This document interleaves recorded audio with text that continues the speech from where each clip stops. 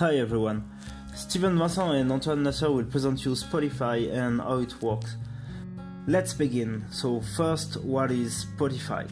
Spotify is a music, podcast and video streaming. It was launched in 2008 by the Swedish startup Spotify AB.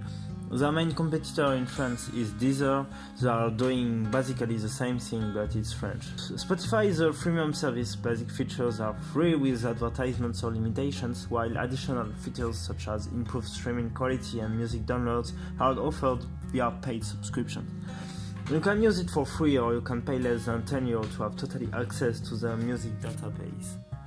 So, with Spotify you can download titles and you get access to this database offline with a premium service. It is designed for computer and smartphone. Music can be browsed through or searched for by parameters such as artist, album, genre, playlist or record label.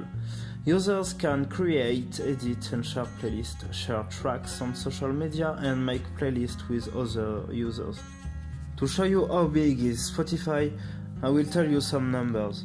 30 million songs, 140 million monthly active users, and more than 70 million paying subscribers. This is Spotify. And at the head of this huge empire, it is Daniel Ek. They got $2 billion of revenue, and for now they got 1,600 employees. So this is for Spotify. We are making this video in the context of big data, and Spotify is one of those companies using big data to make money and to know a lot more about their consumer, and how to give them the right information in the right moment.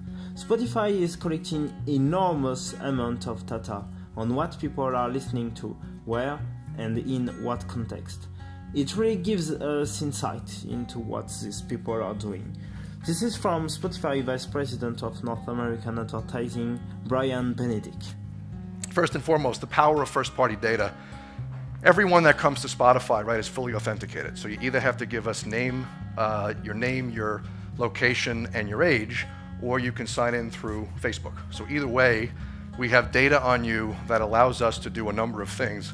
Very simply allows us to sort of follow you as to how you're using Spotify.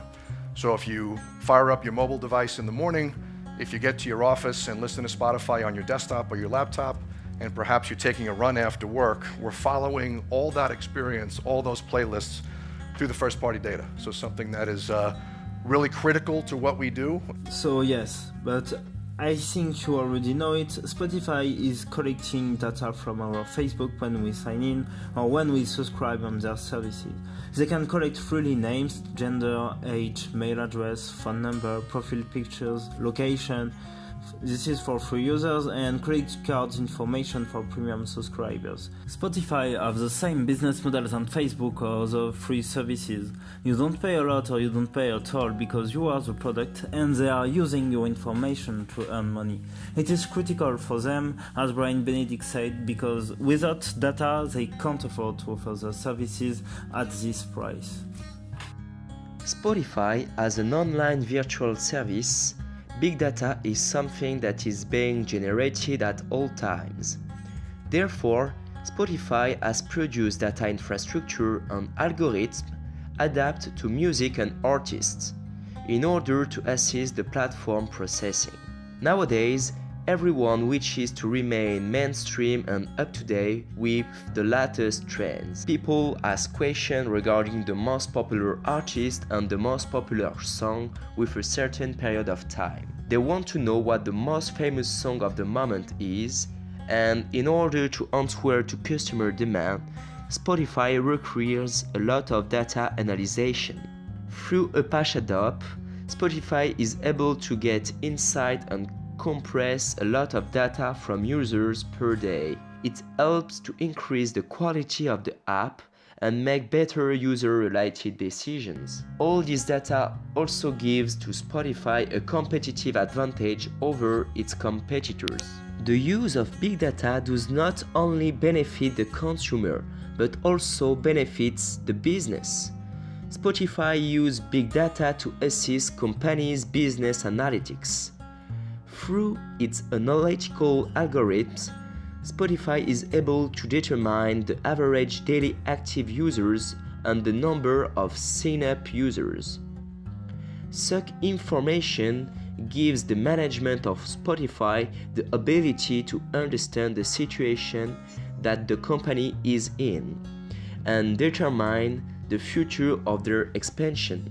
Due to trends being easily expandable, Spotify recognizes the neighboring countries of those countries with high daily users as an opportunity for expansion. Spotify also has plenty of services that have the mission to improve its searching algorithm and increase the Spotify own search option. The better the search engine is, the more music their users are going to listen to. Said so, there will be more user loyalty and therefore the customers will switch to premium accounts. Spotify users see curated playlists and song suggestions based on their listening history. Spotify doesn't take their analytics lightly, because they also develop a new function which is the Found Them First feature that lets you know if you were an early listener of emerging artists that are now big. Spotify is focused in the partnership with Facebook and Twitter because the both make possible for the users to get recommended music. So, Spotify leaves a massive and growing dataset. Most data is user-centric to provide music recommendation, like choose the next song you hear on radio and many other things.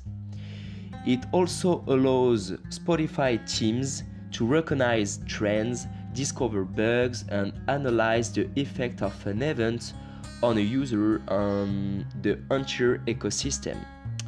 They base every decision, pragmatic and managerial, on data, and this extends into the culture. As I said before, data is a really important part of the Spotify culture. All the salaries and not only engineer has access to free tools, dashboard, data warehouse, and Luigi. So Spotify is using data, and one example of it is Spotify crunches user data in fun ways for this new global outdoor ad campaign. It is a clever, engaging way to use behavioral data to humanize technology, and it works particularly well for music since people do have such a passionate emotional connection to it, which does lead to some quirky data points indeed. The ads use aggregate data and even some individual data to generate headlines like this. To conclude, Spotify is investing a lot in artificial intelligence to improve their services. They bought some startups specialized in AI and technology leading to propose new songs for customers based on what they like. The idea of AI is guessing what is the right time to play this specific music without asking you to play it. Those services are important for new artists because it can help people to discover new songs based on what they like thanks to a robot. This is the cool way of this thing.